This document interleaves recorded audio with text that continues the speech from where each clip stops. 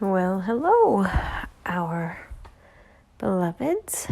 Our another is resting again today. It has been 4 days of non-stop rest and sleep and rest and restless leg syndrome. It is her plot, her plight, her current state of being, because this is what she signed up for. Now, what did you all sign up for? Look at your current lives and see where you are stuck and where you are flowing. So now, where you are stuck could be one of two different options, and it is for you to decide which is most appropriate. So you could say, I am stuck here. I am struggling here, and therefore I'm just going to give up. And that is always one option, to say where a door has closed, there must be a window open elsewhere. Alternatively, where you are stuck, we are telling you we have an area of growth here. And if you choose not to pursue it this time around, then it will come around again in a different form or format. So you will need to see if this is a pattern which you have seen play out in your lives, because patterns re-present themselves, meaning that they present themselves over and over and over again. For example, your relationships oftentimes present themselves in pattern formats because you are meant to learn something very specific from each partner.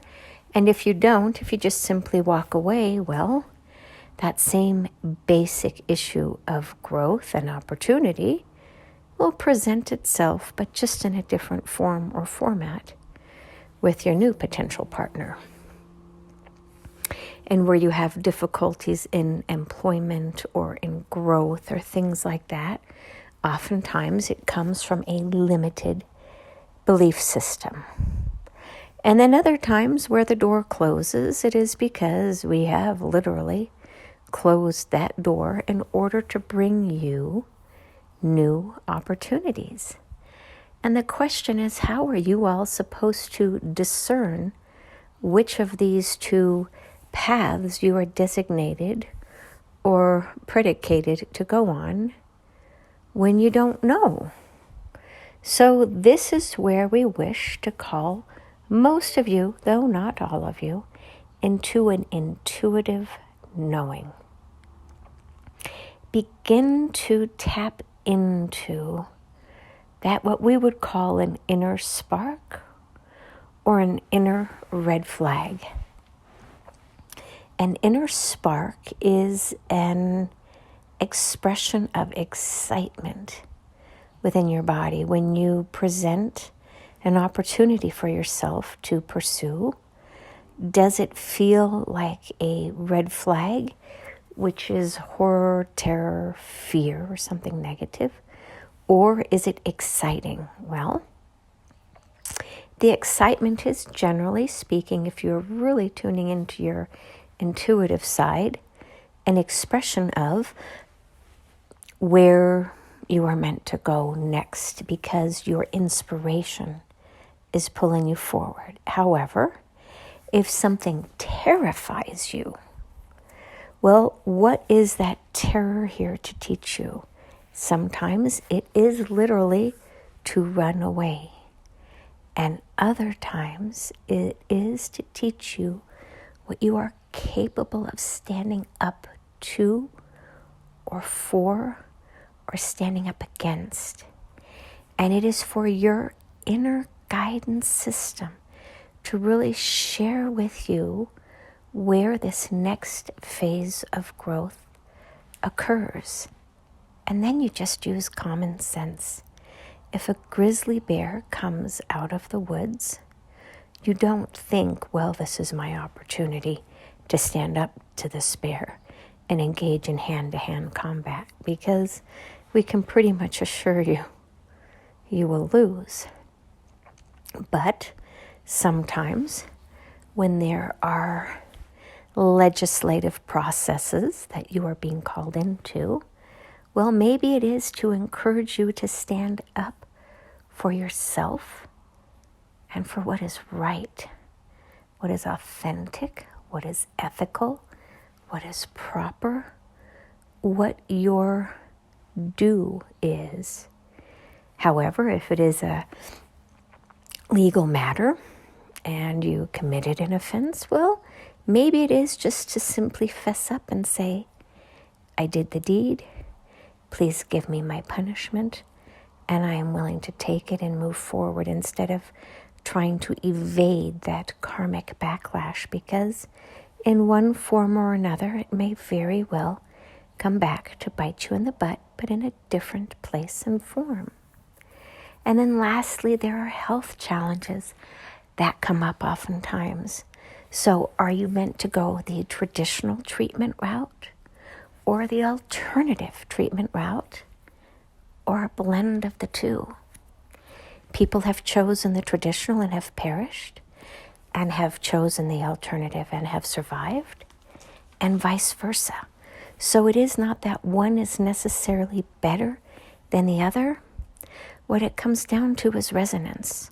What is it that resonates with your path? If you have a fear vibration within you, well, then you can't hold that vibration of trust.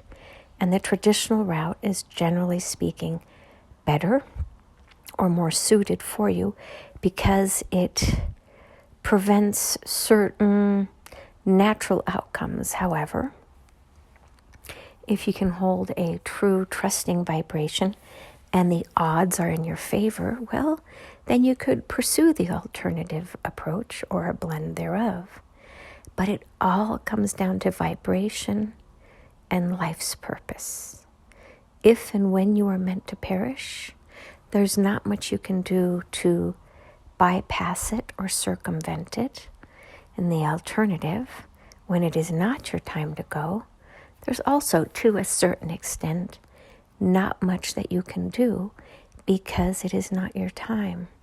So find that path that resonates most with you, that brings you peace and satisfaction, loving energies, and a trust that those with whom you engage to approach the solution, that you all are working synchronistically together.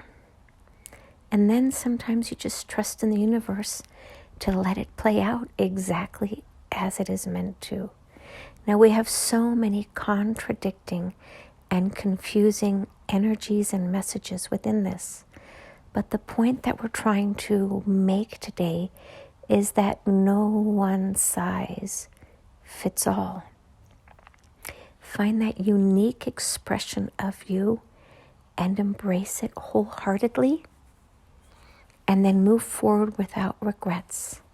And if at any point you decide to change course of action, well, then you do that once again with absolute assurance that what you are doing now is the right thing for you, and with no regrets of what you chose before. It is the shame and the guilt that you oftentimes carry from childhood which limits your opportunities, because you really feel like you have to get it right, when sometimes you just have to get it going.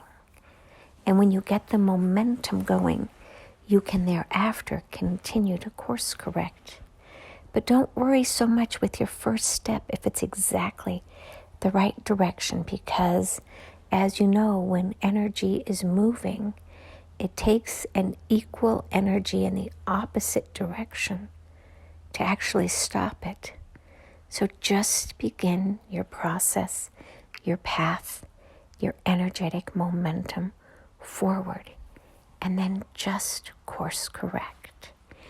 Unless, of course, you're being asked to be a human doing, not a human doing, but a human doing, because you are now morphing into your next DNA energetic imprint. And so we've taken the double O out and have replaced it with a single O. And so going forward, you will be the Homan doings or the Homan beings, whichever it is. But you will no longer have to put in twice the effort to get the same result.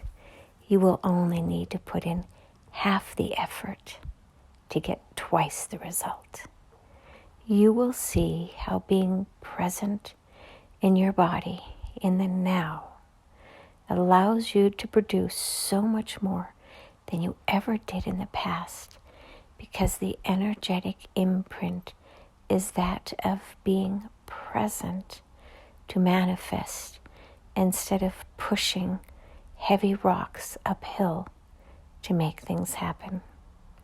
The energy will naturally pull you up and down the hill instead of having to exert a lot of force to push the ball up the hill to have it roll down the other side again. We hope that that makes sense. Your new energetic imprint is to call the future to you instead of forcing it upon you.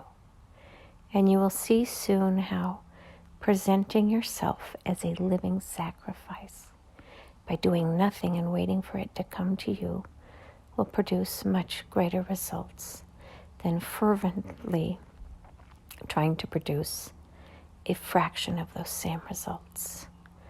Trust and ye shall receive, and wait and ye shall bear fruit. It is all in the new energetic imprint of the world and the Gaia within which you find yourselves these days. And so it is. Namaste.